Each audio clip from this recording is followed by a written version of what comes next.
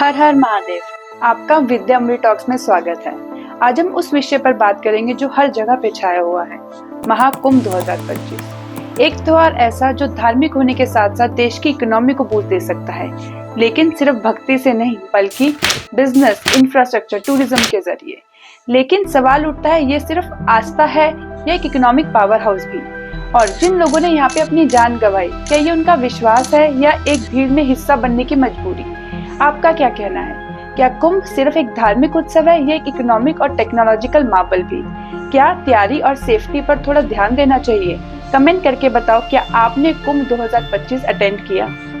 आइए सबसे पहले जानते हैं कुंभ का इतिहास। कुंभ यानी एक घड़ा और मेला यानी एक फेस्टिवल। ये दुनिया की सबसे बड़ी स्पिरिचुअल गैदरिंग है। हिंदू स्क्रिप्चर्स के अनुसार देवलोक में एक श्राप के कारण देवताएं अपनी शक्तियां खोने लगे थे। तभी भगवान विष्णु ने उन्हें सलाह दी कि उन्हें असुरों के साथ मिलकर क्षीर सागर का मंथन करना होगा, जिसमें अमृत छिपा था। मंथन के लिए देवता और असुरों ने मंदारा पर्वत को चर्निंग रोड बनाया और वासुकी नाग को रस्सी, जैसे हम पुराने जमाने में मक्खन निकाला करते थे। पहले जो भी निकलता वो जहर होता। पहले हलाहल नाम का एक जहर निकला जो इतना जहरीला था कि पूरे ब्रह्मांड को नष्ट कर सकता था। भगवान शिव ने उसको पी लिया और अपने गले में रोक लिया। तभी से उनका नाम नीलकंठ पड़ा। इसके बाद मंथन 1000 साल तक चलता रहा और फिर भगवान धन्वंतरी एक कुंभ में अमृत लेकर प्रकट हुए।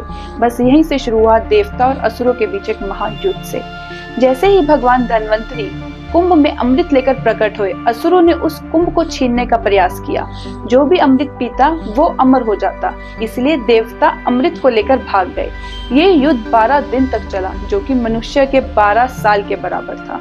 असुर अमृत को देवताओं से छीनने के लिए उनका पीछा करते रहे। इसी दौरान 4 अलग अलग जगह पे अमृत की बूंद गिरे। यही 4 पवित्र स्थल बने कुंभ के मुख्य जगह।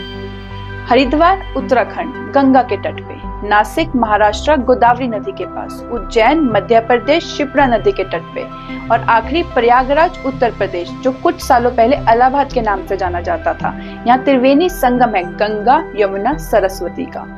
आइए जानते हैं कुंभ किस किस प्रकार के होते हैं। अर्ध कुंभ जो 6 साल में एक बार आता है, यह हरिद्वार और प्रयागराज में होता है। पूर्ण कुंभ जो 12 साल में एक बार आता है, ये कुंभ की 4 सेक्रेड लोकेशन पे रोटेट होता रहता है। महाकुंभ जो 144 साल में एक बार आता है, ये सिर्फ और सिर्फ प्रयागराज में होता है। ये 12 पूर्ण कुंभ के बाद आता है। 12 × 12 144 साल बाद ही आता है सिर्फ। अब सवाल ये उठता है, पूर्ण कुंभ जो कंप्लीट कुंभ होता है वो 12 साल में एक बार ही क्यों आता है? इसका जवाब हिंदू एस्ट्रोलॉजी और प्लैनेटरी मूवमेंट्स में छुपा है। जुपिटर एक साइकिल सन के अराउंड 12 साल में पूरा करता है, इसीलिए पूर्ण कुंभ 12 साल में एक ही बार आता है। अब आते हैं प्रेजेंट पे, महाकुंभ 2025। सोचो, एक ऐसा महासम्मेलन जिसमें करोड़ों लोग सिर्फ एक ही लक्ष्य से इकट्ठा होते हैं, अपनी आत्मा की शुद्धि और मोक्ष की प्राप्ति के लिए। यह है महाकुंभ 2025, जो प्रयागराज के त्रिवेणी संगम पे आयोजित हुआ। यहाँ गंगा यमुना सरस्वती का मिलन होता है। यहाँ पे अमृत की बूंदें गिरी थी और तब से लेकर अब तक ये एक दिव्य स्थल माना जाता है। क्या आप जानते हैं, यह महाकुंभ 13 जनवरी 2025 पौष पूर्णिमा के दिन से शुरू होकर 26 फरवरी 2025 महाशिवरात्रि तक चला। पूरे 44 दिन तक ये त्योहार चला और इसमें करोड़ों भक्त आए। आइए जानते हैं कुछ महत्वपूर्ण स्नान तिथियां। मकर संक्रांति स्नान 14 जनवरी, मौनी अमावस्या स्नान 29 जनवरी, बसंत पंचमी स्नान 3 फरवरी, माघी पूर्णिमा स्नान 12 फरवरी, महाशिवरात्रि स्नान 26 फरवरी। ये माना जाता है कि इन दिनों पे गंगा में एक पवित्र डुबकी लगाने से पाप मिट जाते हैं और मोक्ष की प्राप्ति होती है। लेकिन इस बार कुंभ सिर्फ एक धार्मिक उत्सव ही नहीं बल्कि एक टेक्नोलॉजिकल एडवांस्ड और वेल प्लान्ड इवेंट बन चुका था। यूपी गवर्नमेंट ने महाकुंभ 2025 के लिए 6000 करोड़ से ज्यादा का इन्वेस्टमेंट किया। इंफ्रास्ट्रक्चर और डेवलपमेंट पर फोकस दिया गया, जो प्रयागराज का परमानेंट फेसलिफ्ट बना। कुछ मेजर डेवलपमेंट्स: मेला एरिया एक्सपेंशन, जो 4000 हेक्टेयर मतलब 40 स्क्वायर किलोमीटर तक फैला ये कुंभ 25 सेक्टर में डिवाइडेड था। पहले ये सिर्फ एक टेम्परेरी सिटी होती थी, लेकिन इस बार नए फ्लाईओवर्स, रोड्स और घाट्स बनाए गए हैं, जिसने प्रयागराज का रूप बदल दिया। 2 नए टर्मिनल्स बनाए गए ताकि देश विदेश से आने वाले यात्रियों को सुविधा हो। 4 नए नेशनल हाईवेज और 2 नए एक्सप्रेसवेज बनाए गए ताकि ट्रैफिक स्मूथ रहे। अब घाट्स टेम्परेरी नहीं परमानेंट बनाए गए और इनकी टोटल लेंथ 8 किलोमीटर तक बढ़ाई गई।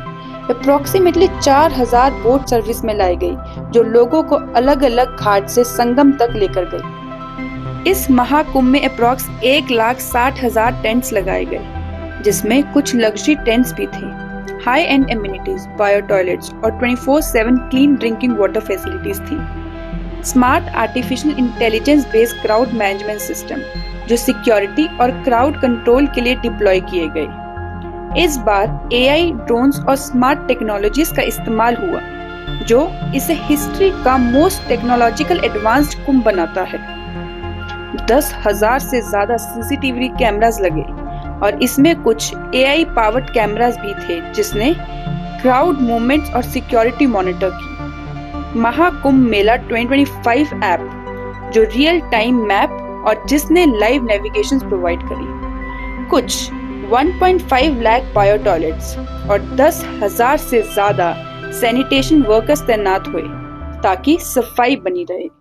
क्या आप सोच सकते हैं एक ऐसा धार्मिक उत्सव जो 44 दिन तक चला उसने 3 लाख करोड़ से ज्यादा का इकोनॉमिक इम्पैक्ट डाला। महाकुंभ 2025 के दौरान अनुमान है कि 64 करोड़ से अधिक भक्तों ने संगम में स्नान का लाभ उठाया। इस आयोजन ने उत्तर प्रदेश की जीडीपी में 1% से ज्यादा का योगदान दिया। वेरियस सेक्टर्स ने 10 लाख से ज्यादा की नौकरियां जनरेट करी। हॉस्पिटैलिटी और ट्रैवल सेक्टर्स ने लगभग 3,000 करोड़ का बिजनेस किया। इंडियन रेलवेज ने इस दौरान 14,000 से अधिक ट्रेन चलाई जिसमें कुछ स्पेशल ट्रेन भी शामिल थी। ये फिगर्स महाकुंभ 2025 की गहरी इकोनॉमिक सिग्निफिकेंस को दिखाता है जो इसे एक स्पिरिचुअल इवेंट से एक मेजर इकोनॉमिक पावर हाउस में बदल देता है। इसका आप यहीं से अनुमान लगा सकते हैं कि अप्रॉक्स 7,000 करोड़ का इंफ्रास्ट्रक्चर इन्वेस्टमेंट करके गवर्नमेंट को 3 लाख करोड़ से ज्यादा का लाभ हुआ। आपके हिसाब से क्या ऐसे बड़े रिलीजियस इवेंट्स इकोनॉमी के लिए जरूरी है? कमेंट करके बताओ। क्या आपको लगता है एक जगह जो पवित्र होने का प्रतीक है वही जगह लोगों की मौत का कारण बन सकती है?